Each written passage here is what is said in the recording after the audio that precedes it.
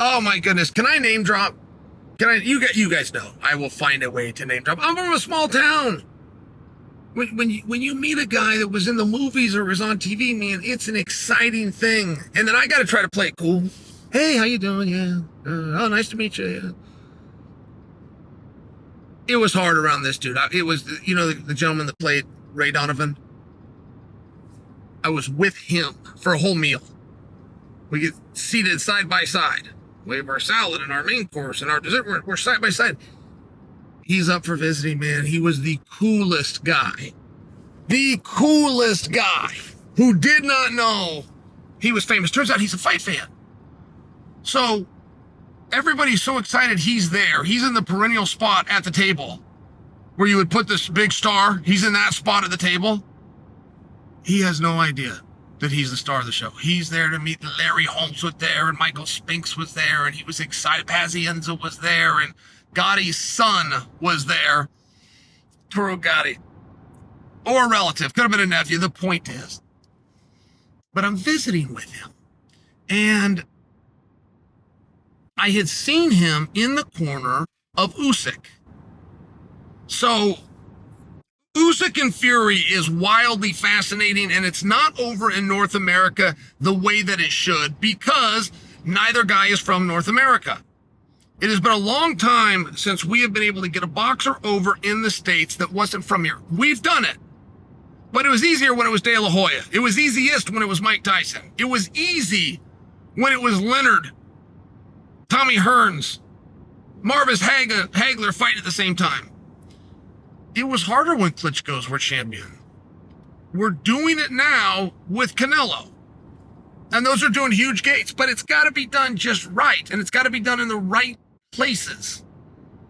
And I share that with you because Usyk and Fury is one for the ages. I don't know of a boxer that can beat Tyson Fury that I've ever seen. Now, maybe Mike Tyson could have. Maybe Muhammad Ali could have. I know the way you like to think of Muhammad Ali, but the way you like to think of him and reality are wildly different things. So who could beat him then? And Francis sure gave him a scare. But give him a scare and beating him, we're talking about two very different things. I'm talking about bringing somebody back throughout history. George Foreman would have been a problem just because of the shot George could take and the shot that George would give. But I literally am asking you, if you know of somebody that could beat him. And my only point, even if you hem and haw, even if you come to a yes, if you hem and haw like I am, then you're also admitting that Tyson Fury might be the greatest boxer of all time. He might be. There's not a lot of big guys that can box. Most of your athletes that are really big, as tall as Fury, but are really good athletes, go into NBA. Most of the guys that are really big and they're agile, strong guys, the weight of Tyson Fury, they go become linemen in the NFL. You don't have a lot of really good athletes that go into boxing.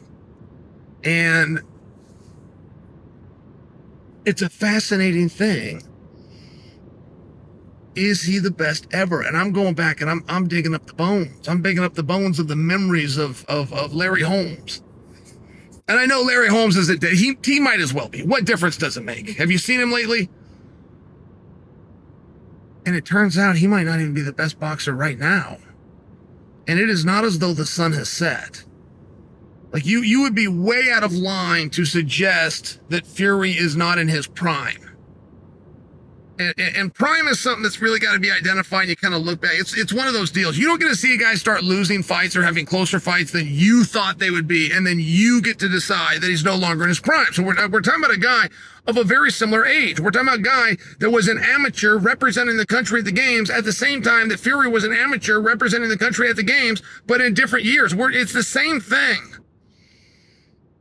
I don't give a damn if you're 39 years old. If the other guy is also 39 years old, you do not get to pull the I am not in my prime. I don't suggest that you would. What I'm trying to suggest for you is I thought Fury might be the greatest ever.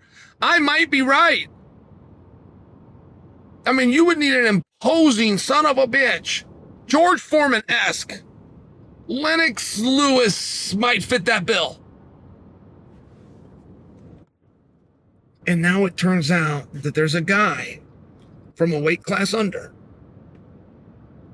who moved up and is fighting at heavyweight. The exact same thing for MMA perspective that Jon Jones is doing right now. Jon Jones is not a heavyweight. He's a light heavyweight who's fighting at heavyweight. There's a very, very big difference. And the hardest guy to face, I tell you this as a wrestler, there's not a lot of sports that weigh you in, where weight matters, where they categorize it in weight, where you would even know for sure what the discrepancy in weight between yourself and somebody else you might compete with is. Wrestling's one of those few things, and I can just tell you, the hardest guy to go with is the top guy one weight down. You could be in a lineup in the room, it's your own teammate. You're a 190 pounder, he's the 180 pounder. He's going to be the hardest workout that you get. 90 pounder goes up there with the 200 plus pounder. It's the way it goes. And we're starting to see it now with Usyk, I believe. And wrestling still greatly cares about weight. I go to it all the time. You got these dads that are cutting the kid's 8 years old. He's got to lose a quarter of a pound. Things get weird. MMA is less considerate of weight, but that's because weight is less of a factor. In boxing, they separate them by 3.5 pounds and tell them from day one that weight matters. From day one in boxing, it's just a cultural thing. Weight matters. So if you weigh 140 and that guy weighs 143, that guy is too big, and it will cost you a fight because they actually believe that 3 pounds matters. But you can't do anything about it. Like, I'm not teasing the boxing world. I am a little bit. It isn't my intent. My intent is to share with you that culturally, those few pounds matter. So even though throughout history, you could take a guy from one weight class down, put him at heavyweight, and had him clean house. It's what Mike Tyson did. It's what Muhammad Ali did. They were very small heavyweights. Muhammad Ali, in his prime, 198 pounds fighting at heavyweight. Mike Tyson, throughout his entire winning career, 220 pounds on the dot. These aren't heavyweights. They're guys that are fighting at heavyweight. And I'm only bringing this to you because now you got Usyk. My goodness, what do I do? How can I argue that Tyson Fury is the greatest to have ever done it, ever, if he's not the greatest of his time? I mean, how do you do that? And again, I do want to go back to size. Like, if you're wondering what happened here and why Usyk looks so good, it's like, well, I don't know that Usyk did look so good. I don't believe that Fury was out of his prime. I think they both went and fought. I think they both went and fought their best fight. And what you saw is when you have a smaller guy from one weight class down, it's just the hardest guy to face in every single sport. And Usyk had reason to fight. That's true. He had reason. President of his country is behind him. The country's at war. He had reason to fight. And Tyson Fury had less reason. And when it went to a decision, Tyson Fury was greatly panned and criticized for saying his country's at war. Of course, the judges saw it his way. But while he took all that heat and took all that criticism, I had said the same thing prior to the fight. I took no heat and criticism. I said, if this goes to a decision, it's going to Usyk. Why? How can you say that? Because his country's at war. And these are human beings judging human beings. It's the most unfair thing in the world. That one was very obvious. Now, I don't want to adjudicate that decision. I did believe that Fury won, but I also believed he won by a round, and that round was really close. I agree. That was a war, and two guys fight, and they love to call it a war. They love to say before the fight, it's going to be a war. It never is. Nobody has ever called war, ever, accurately. If you ever believe you're going into a war, your mind doesn't want to be in war. Like, it will find a way to dumb it down a little bit. I'm just sharing, all hell broke loose in that contest. And when I'm sitting there and I'm talking with Ray Donovan, when I'm talking with, I said, man, you were in this guy's corner. What's he like? He said, Chael, do you want to go to that fight? I said, man, I would love to go. I said, I would love to be part of that fight. They do it over in the Middle East. Oh, I love it. I got over there for a PFL Bellator. Just a truly great time. And put on by people that truly love boxing.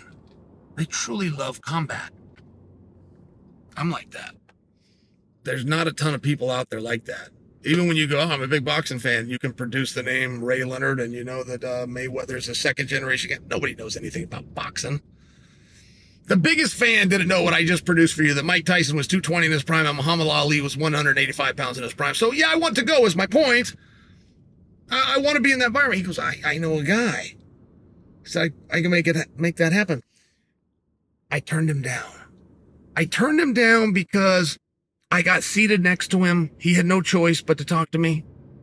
And he's saying something very polite that I kind of hinted at, but I didn't mean to. So I turned him down. But inside, I really wanted to go. So I end up getting contacted. I get asked to go. I'm convinced that he did that. How cool is that? How cool of a thing is that? But the way I'm going to look at Usyk and Fury now that I get to go is very different. I mean, there's no way to act as though this isn't a fight. This has to be done. And what happens, by the way, if Fury wins, they probably go to part 3. I hope they don't. I hope they don't. Let's live like that. We're good. We're good. Let's call it. Draw. Let's call it. Doesn't go that way, though. And not very many people would agree with me. Right? It gets competitive. But I do believe that Usyk had reason to fight. And it's super important at anything in life. What is your reason? What is your purpose? If it's not a priority, if it's not pressing, if it becomes a choice. People throughout history have not done very well. Now, Usyk and Fury are different. They're a different caliber, I will admit, but I'll make the point nonetheless. People throughout history have not done very well when they have chose to fight. The people throughout the history of fighting who have done very well are guys that don't have a choice. They have to fight. And I don't know the state of mind that will be in. Usyk brought tremendous honor to his country. And nowhere in his mind did he think I'm going to have to bring honor twice in the same regard against the same guy. But the contract calls for it. And Usyk's a true competitor. I mean, I have to really appreciate that he's doing this. I talk about what happens if Fury wins, and I guess that we go to part 3. Yeah. Fury wins, and so now it's not even. So then you go to part 3, so that it still isn't even. What does Usyk get from any of that? It's not even right now. I mean, if you're thinking if we go to part 2 and I'm wrong, that if Fury wins, we definitely should go to part 3, ask yourself why. You go, so one of these guys can be the winner. One of them's the winner right now. But he still decided to go through with this, and that is extremely honorable on Usyk's part. But Fury, much like the night with Francis, found himself in a fight that was harder than he knew it was going to be. And when that happens, things unravel quick, but not for Fury. He came back. He fought at the end. He came back and beat Francis. He came back into what I thought got a win. But there was just no way to get Usyk out of there. Usyk took all the big shots. It wasn't a matter of Fury couldn't get to him or Fury's game plan wasn't there. All of it worked. It just didn't work on him. See, so it's a very different night. You have to be able to answer one question if you're going to do a rematch. You have to. And we'll accept your answer, whatever it is, but you got to have one. What's going to be different this time? I'm going to speak to Usyk and I'm going to speak to Fury prior to this fight. I'm going to bring you what they say. But I'm going to ask them both the same question.